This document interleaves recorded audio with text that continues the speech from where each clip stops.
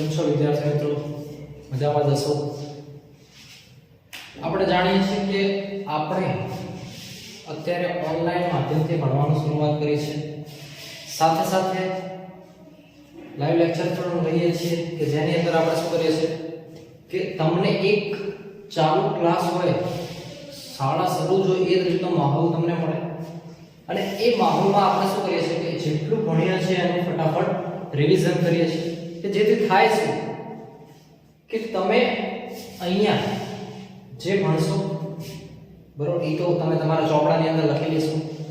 ત્યારબાદ શું કરશો કે યાદ તો રાખશો, જોડે જોડે મોઢે પણ કરશો. તો ત્યારબાદ થાય છે કે જો ફરીવાર લાઈવ લેક્ચરના માધ્યમથી આપણે જોડાઈએ ત્યારે થશે શું તો કે તમે જે જોડાયા હશો, જે વાંચેલું હશે તમારે રિવિઝન થશે.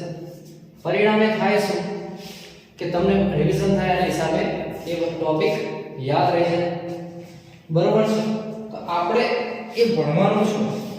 તો આપણે જો હજુ સુધી આગળના વિડિયો ન જોયા હોય તો આપણે એ વિડિયો જોઈ લઈએ.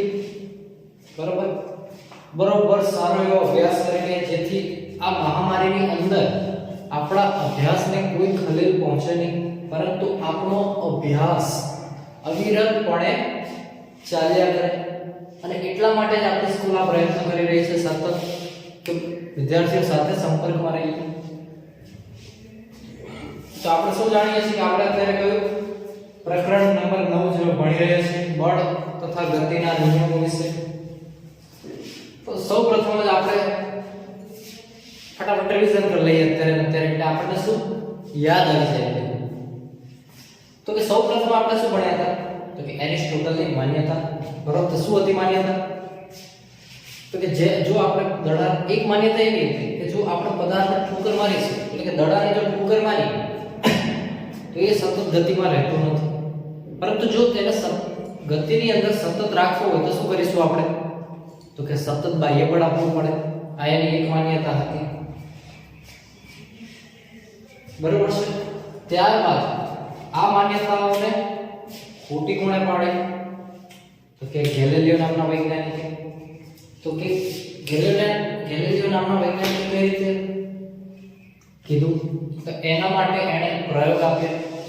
બરાબર છે? તો કે કયા પ્રયોગ આપ્યા તો આપણે જોયું હતું કે બે ઢાળ છે,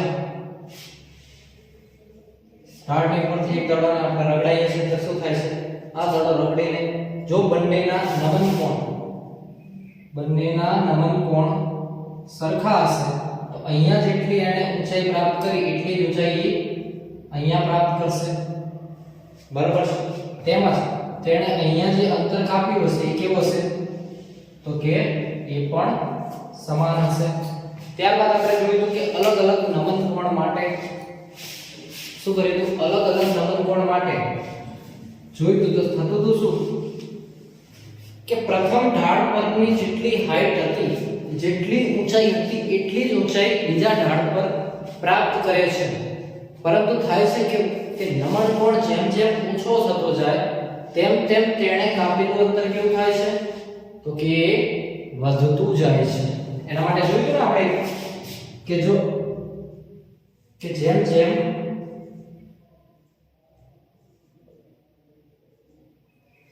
એના ખૂણા મોટા થતા જશે, બરોબર છે? અથવા આપણે ઉલટું જોયું કે પ્રથમ ઢાળ છે એનો નમન કોણ છે θ1, જ્યારે બીજા ઢાળનો નમન કોણ શું જોયો તો કે અલગ અલગ જોયા હતા. તો કે પહેલા હતું θ2, ત્યારબાદ θ3 અને ત્યારબાદ θ4. પરંતુ θ2 અને θ1 તો બંને સરખા જ છે. બરાબર? ત્યારે શું થતું તો તે બંનેની હાઈટ તો સરખી જ રહેતી હતી અને તેમણે કાપેલું અંતર પણ કેવું રહેતું હતું તો કે સરખું જ રહેતું. જ્યારે θ1 કરતા θ3 ખૂણો એ નાનો થયો ત્યારે શું થયું એણે પ્રાપ્ત કરેલી ઊંચાઈ તો કેવી થતી હતી સરખી જ થતી હતી, પરંતુ તેના અંતરમાં ફેરફાર થઈ જતો હતો. તો ફેરફાર શું થતો તો કે d3 અંતર વધુ કાપતું હતું. ત્યારબાદ થીટા 3 કરતા પણ નાનો આપણે નમન કોણ લીધો તો થતું શું તો કે ફરીવાર આ જ કન્ડિશન થતી h1 બરાબર h2 અને d1 લેસ ધેન d4 તો આપણે આને એક જ સમીકરણમાં લખ્યું કે જેમ જેમ ખૂણો વધારતા જઈએ એટલે કે નમન કોણ વધારતા જઈએ બરાબર છે તેમ તેમ શું થતું તો કે તેમણે કાપેલું અંતર પણ ઘટતું જતું ખ્યાલ કે જેમ જેમ નમન કોણ વધતો જાય કેનો તો કે બીજા ઢાળનો જેમ જેમ નમન કોણ વધતો જાય તેમ તેમ તેણે કાપેલું અંતર ઘટતું જશે તો ખ્યાલ આવી ગયો હશે આ વિશે ત્યારબાદ આપણે જોયું હતું કે સંતુલિત બળ અને અસંતુલિત બળ તો કે સંતુલિત બળ કોને કહેવાય અને અસંતુલિત બળ કોને કહેવાય તો કે જો પદાર્થે કાપેલું અંતર સંતુલિત બળ અને અસંતુલિત બળ તો સંતુલિત બળમાં શું હતું તેના માટે આપણે બે પ્રવૃત્તિ જોઈ હતી કે એક લાકડાના પાટિયા પર એક લાકડાનું બોક્સ મૂકેલું છે બોક્સની બંને છેડે આપણે દોરી બાંધેલી છે એક છે x દોરી અને y દોરી જો x અને y દોરી બંને વચ્ચે લાગતું બળ કેવું હશે આ બોક્સ છે આ બોક્સની બંને બાજુ જો આપણે સરખું બળ લગાવીશું તો થશે શું આ બોક્સનું સ્થાનાંતર થશે નહીં બરાબર છે તો બળ તો બંને બાજુથી લગાવીએ છીએ પણ કેવું લગાવીએ છીએ તો કે વિરુદ્ધ દિશામાં બરાબર છે બળ કઈ બાજુ લગાવીએ બંને બાજુથી બળ લગાવીએ પરંતુ વિરુદ્ધ દિશામાં x છે એ કઈ બાજુ જમણી બાજુ લગાવશે જ્યારે y છે ડાબી બાજુ બળ લગાવશે ત્યારબાદ આ થયું સંતુલિત બળ એટલે કે સંતુલિત બળમાં ખબર પડે આપણે કે સ્થાનાંતર કેવું થાય તો કે શૂન્ય તો સ્થાનાંતર શૂન્ય થાય તો આપણે કહી શકીએ કે જો કોઈ પદાર્થ પર સંતુલિત બળ લાગતું હોય તો પદાર્થનું સ્થાનાંતર કેવું થશે શૂન્ય થશે ત્યારબાદ જોઈશું કે જો x છે એમાં બળ બમણું કરીએ અને y માં એટલું ને એટલું જ બળ રાખીએ તો થશે શું આ બોક્સ છે એ ખસીને આ બાજુ આવશે ખ્યાલ આવ્યો તો કે એનું સ્થાનાંતર કેટલું થશે તો કે આટલું સ્થાનાંતર થાય અને આપણે જાણીએ છીએ કે જો સમયની સાપેક્ષે સ્થાનાંતર થાય તો પદાર્થ ગતિમાં છે એવું કહેવાય તો અહીં થાય કે જ્યારે પદાર્થ પર કેવું બળ લાગે અસંતુલિત બળ કેમ અસંતુલિત તો કે અહીંયા બળનું બળ લગાડ્યું છે આપણે અને અહીંયા એના કરતા અડધું તો અહીંયા થશે શું અસંતુલિત બળ થયું પરિણામે પદાર્થ જે બાજુ વધારે બળ લાગશે એ બાજુ ગતિ કરે છે એટલે કે અહીંયા જમણી બાજુ વધારે બળ લાગે છે તો પદાર્થ જમણી બાજુ ગતિ કરશે જો પદાર્થ ડાબી બાજુ બમણું બળ લગાડતું હશે તો ડાબી બાજુ ગતિ કરે તો અહીંથી આપણને એ ખ્યાલ આવ્યો કે જો પદાર્થ પર અસંતુલિત બળ લાગતું હોય તો થશે શું પદાર્થ ગતિ કરશે તો અહીંયા સ્થાનાંતર કેવું થશે તો કે અહીંયા સ્થાનાંતર થશે બરાબર સંતુલિત બળમાં પરિણામી બળ કેવું હોય તો આપણે ભૂસીને લખી લઈએ એટલે યાદ રહી જાય તો કે સંતુલિત બળમાં પરિણામી બળ શૂન્ય હશે બરાબર અહીંયા શું હશે પરિણામી બળ અસંતુલિત બળમાં તો કે ધન અથવા ઋણ થાય ખ્યાલ આવે ધન અથવા ઋણ થશે તો આટલી વસ્તુ આપણે ભણ્યા હતા ત્યારબાદ આપણે હવે છે ન્યૂટનની ગતિનો પહેલો નિયમ બરાબર છે તો ન્યૂટનની ગતિનો પહેલો નિયમ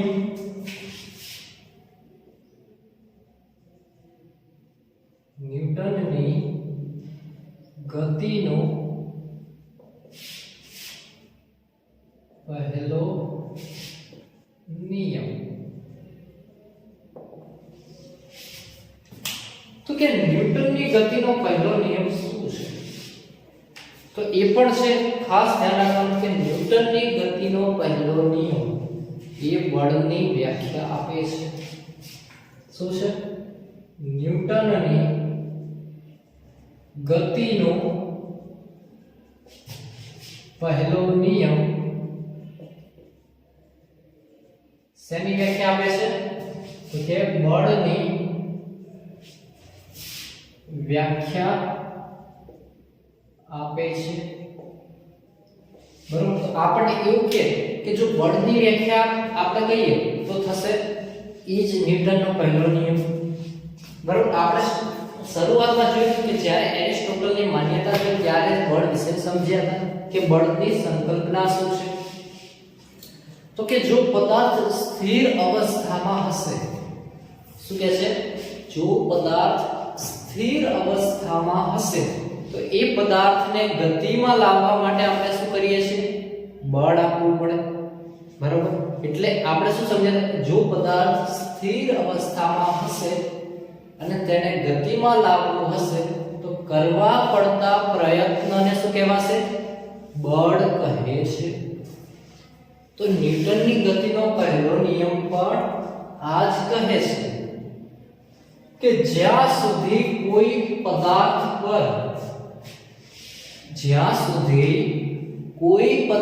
પર બાહ્ય બળ ન લાગે ત્યાં સુધી તે પદાર્થ જો સ્થિર હશે તો તે સ્થિર જ રહેશે, અને જો પદાર્થ અચળ વેગથી ગતિ કરતો હશે તો તે પદાર્થ અચળ વેગથી ગતિ જ કરશે. તો ખ્યાલ આવ્યો કે ન્યૂટનની ગતિનો પહેલો નિયમ શું કહે છે? કે જો પદાર્થ પર બાહ્ય બળ ન લાગે તો પદાર્થ સ્થિર હશે, તે સ્થિર જ રહેશે, અને જો અચળ વેગી ગતિ કરતો હશે તો તે અચળ વેગથી ગતિ જ કરશે. ખ્યાલ આવ્યો? જ્યારે બળ પણ શું કહે છે કે જ્યાં સુધી બળની વ્યાખ્યા પણ એક છે ને કે કોઈ પદાર્થને એક અવસ્થામાંથી બીજી અવસ્થા એટલે કે સ્થિર અવસ્થામાંથી જો ગતિમાં લાવવું હોય તો તેના કરવા પડતા પ્રયત્નને શું કહે છે? બળ કહે છે. તો ખ્યાલ આવે ન્યૂટનની ગતિનો પહેલો નિયમ? તો ખાસ યાદ રાખજો કે જો કોઈ પદાર્થ જ્યાં સુધી કોઈ પદાર્થને બાહ્ય બળ જ્યાં સુધી કોઈ પદાર્થને અથવા પદાર્થ પર રાખ્યા પદાર્થ પર અસંતુલિત બાહ્ય બળ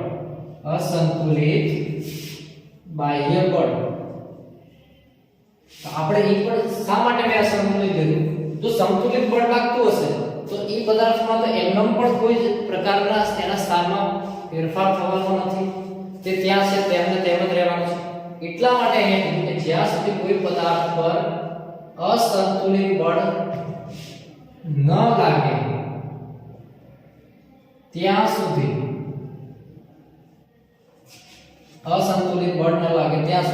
બરોબર છે, ત્યાં સુધી પદાર્થ જો સ્થિર અવસ્થામાં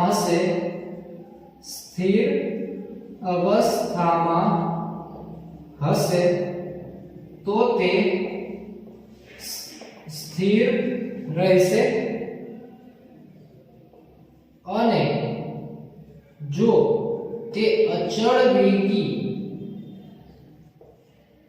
ગતિ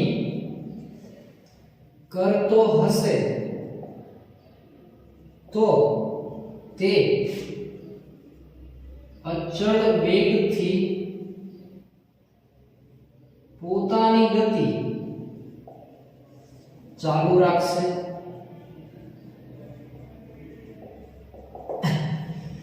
ખ્યાલ આવ્યો?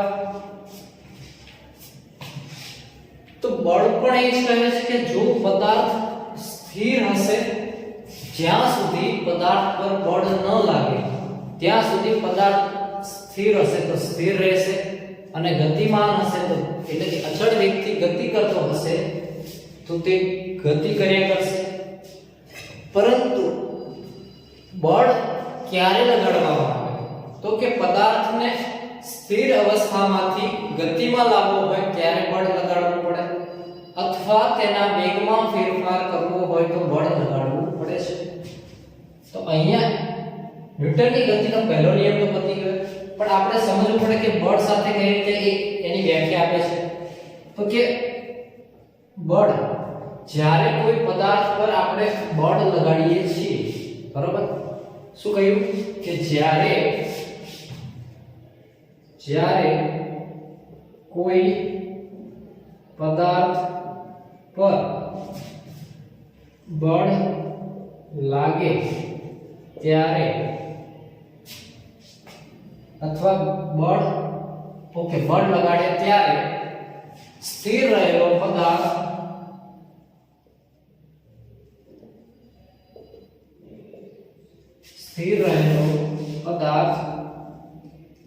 ગતિમાં આવે છે તથા ગતિમાં રહેલો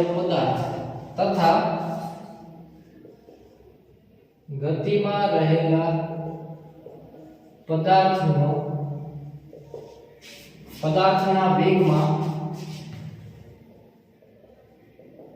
ફેરફાર થાય છે. તો ખ્યાલ આવે કે જ્યારે કોઈ પદાર્થ પર આપણે બળ લગાડીએ છીએ ત્યારે શું થશે તો કે સ્થિર રહેલો પદાર્થ ગતિમાં આવશે, અને ગતિમાન રહેલો પદાર્થમાં વેગમાં ફેરફાર થાય છે. તો અહીંયા બળ છે, તો બળ અને ન્યૂટનની ગતિનો પહેલો નિયમ તો બંને એક જ કહે છે કે જ્યાં સુધી બાહ્ય બળ ન લાગે ત્યાં સુધી પદાર્થ જે અવસ્થામાં હશે તે જ અવસ્થામાં રહેશે. તો થઈ ગયું બંને સરખું. તો અહીંયા થાય છે આપણું ન્યૂટનની ગતિનો પહેલો નિયમ. તો આપણને જો એવી ડાયરેક્ટ પૂછે કે ન્યૂટનની ગતિનો પહેલો નિયમ સમજાવો તો ડાયરેક્ટ આપણે આ લખીશું કે જ્યાં સુધી કોઈ પદાર્થ પર અસંતુલિત બળ ન લાગે ત્યાં સુધી પદાર્થ સ્થિર હશે તો સ્થિર રહેશે, અને અચળ વેગથી ગતિ કરતો હશે તો અચળ વેગથી ગતિ પોતાની ચાલુ રાખશે. પરંતુ આ નિયમ આપણને એવી રીતે પ્રશ્ન પૂછાય કે ન્યૂટનની ગતિનો નિયમ બળની વ્યાખ્યા આપે છે, તો કઈ રીતે લખીશું કે પહેલા આ રીતે લખીશું કે જ્યાં સુધી પદાર્થ પર અસંતુલિત બળ લાગે ન લાગે ત્યાં સુધી પદાર્થ પોતાની અવસ્થા જાળવી રાખશે, બરાબર, અથવા અચળ વેગથી ગતિ કરતો હશે તો અચળ વેગથી ગતિ કર્યા કરશે. પહેલા નિયમ લખવાનો, ત્યારબાદ લખવાનું કે બળ એટલે શું તો કે જ્યારે કોઈ પદાર્થ પર પોતાના વેગમાં ફેરફાર કરવો હોય અથવા પોતાની અવસ્થામાં ફેરફાર કરવો તો તેના પર બળ લગાડવું પડે, બરાબર. તો કે બળ દ્વારા શું થાય તો કે જો કોઈ પદાર્થ પર બળ લગાડવામાં આવે તો સ્થિર રહેલો પદાર્થ ગતિમાં આવે છે, અને ગતિમાં રહેલા પદાર્થના વેગમાં ફેરફાર થાય છે. આ બળ દ્વારા થાય છે. તો ખ્યાલ આવી ગયો. તો અહીં આ વસ્તુ ખ્યાલ આવી. આના પછીનો આપણો ટોપિક છે એક જડત્વ અને દ્રવ્યમાન, બરાબર છે.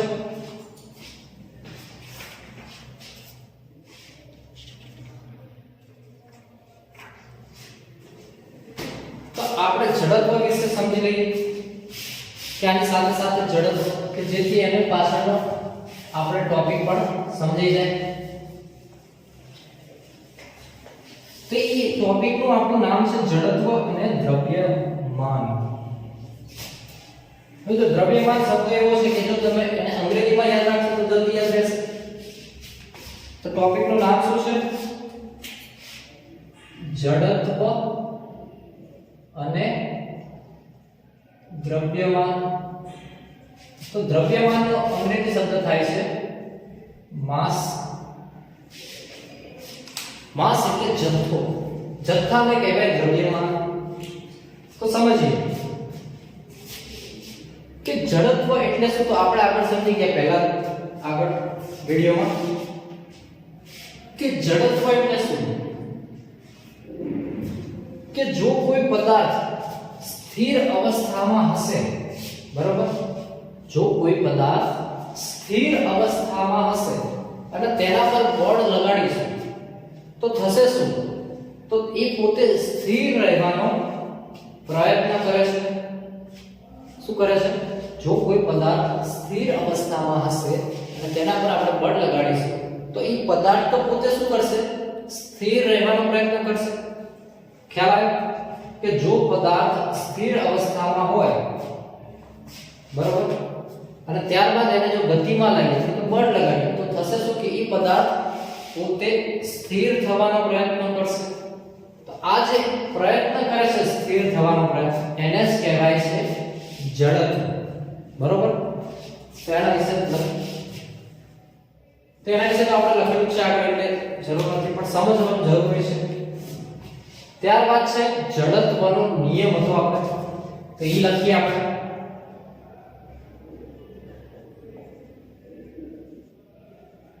તો કે જડત્વનો નિયમ શું હતો કે પદાર્થના વેગમાં કરવું પડે. જો પદાર્થના વેગમાં આપણે ફેરફાર કરવો હોય તો શું કરવું પડે? આપણે બાહ્ય બળ આપવું પડે. બરાબર છે? જડત્વનો નિયમ શું છે કે જો પદાર્થના વેગમાં ફેરફાર કરવો હોય તો આપણે બાહ્ય બળ આપવું પડે. પરંતુ અચળ વેગથી ગતિ કરતા પદાર્થને આપણે બાહ્ય બળ આપવાની જરૂર રહેતી નથી. તો નિયમ એ છે જડત્વનો કે તો શું છે? પદાર્થના વેગમાં ફેરફાર કરવા માટે પદાર્થના વેગમાં ફેરફાર કરવા માટે બાહ્ય બળ આવશ્યક છે. પરંતુ અચળ વેગી ગતિ કરવા માટે બાહ્ય બળ આવશ્યક નથી. તેમજ આપણે જડત્વની વ્યાખ્યા કે જડત્વ એટલે શું? તો કે જો પદાર્થ સ્થિર અવસ્થામાં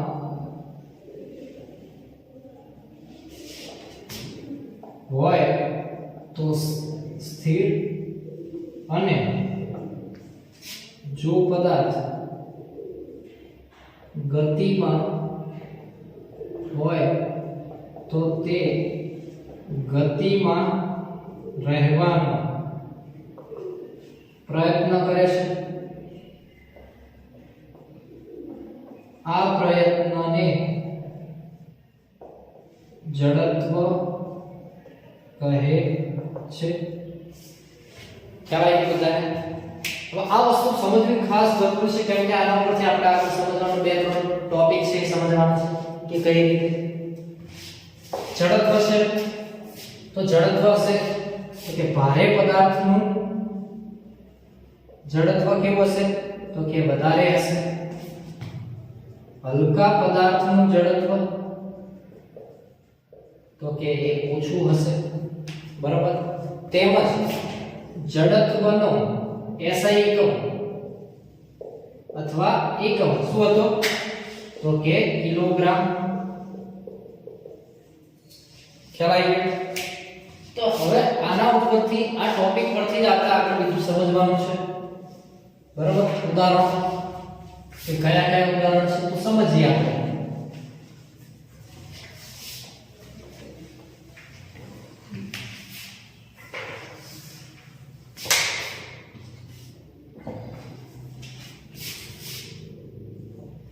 તો પહેલું છે આપણું ગાડીનો સીટ બેલ્ટ.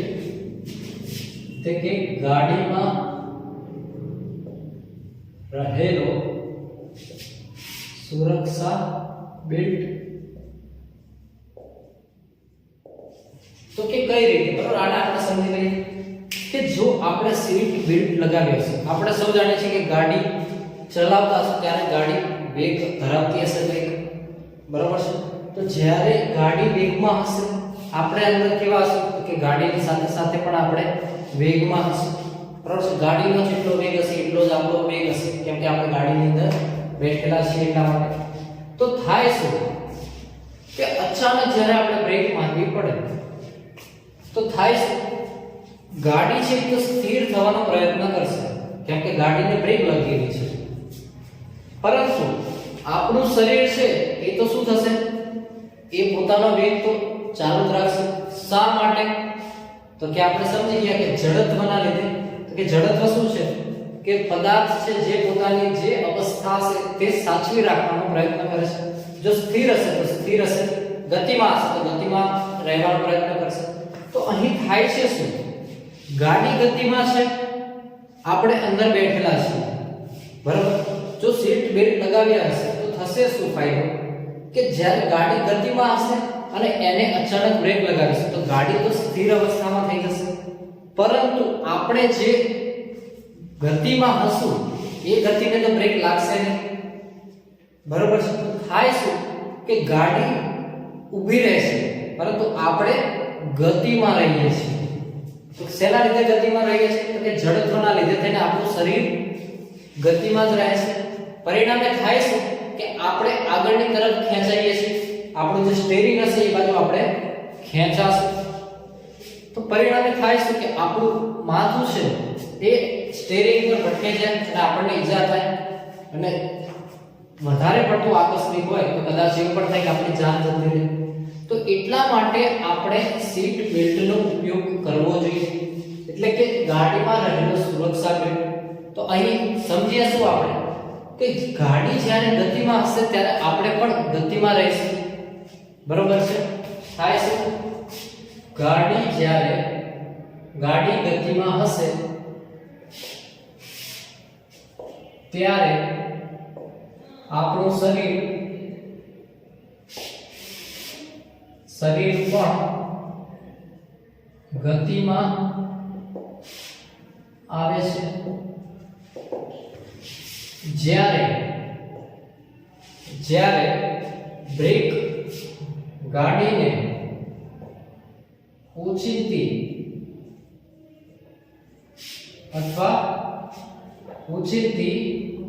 બ્રેક લગાડવામાં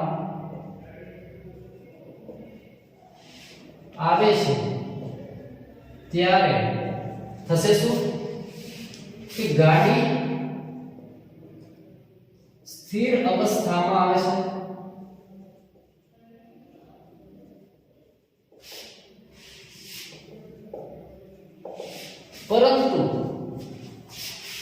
પરંતુ આપણું શરીર જડત્વના લીધે શું થશે કે પોતાની સ્થિતિ એટલે કે ગતિમાં રહેશે, બરાબર છે. પરિણામે આપણું માથું, આપણું શરીર ગાડીના આગળના ભાગે ભટકાય છે અને આપણને ઈજા થાય છે. તો ખ્યાલ આવ્યો વસ્તુ. તો આપણે આ એક ઉદાહરણ જોયું. ત્યારબાદ બીજું ઉદાહરણ છે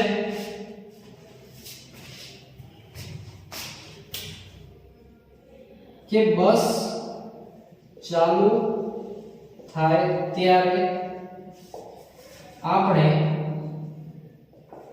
પાછળની તરફ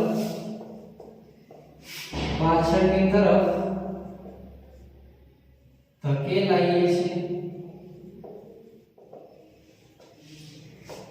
બરાબર. તો કેમ ધકેલાઈએ પાછળની તરફ, તો આપણને ખબર જ છે કે આપણે જ્યારે ગાડી સ્થિર અવસ્થામાં હશે ત્યારે શું થશે, તો કે આપણે પણ સ્થિર અવસ્થામાં હશું, પરંતુ જ્યારે ઓચિંતી ગાડી આગળ જશે તો થાય શું કે ગાડી તો ગતિમાં આવી જશે પરંતુ જડત્વના લીધે આપણું શરીર જડત્વના લીધે પોતાની જે સ્થિર અવસ્થા છે તે ટકાવી રાખવા પ્રયત્ન કરશે. એટલે થાય શું કે ગાડી આગળ જાય, આપણે એમને શું થાય, પરિણામે પાછળની તરફ ધકેલાઈ જઈએ છીએ. તો ખ્યાલ આવી ગયો. તો આ બંને ઉદાહરણ જોયા, બરાબર છે.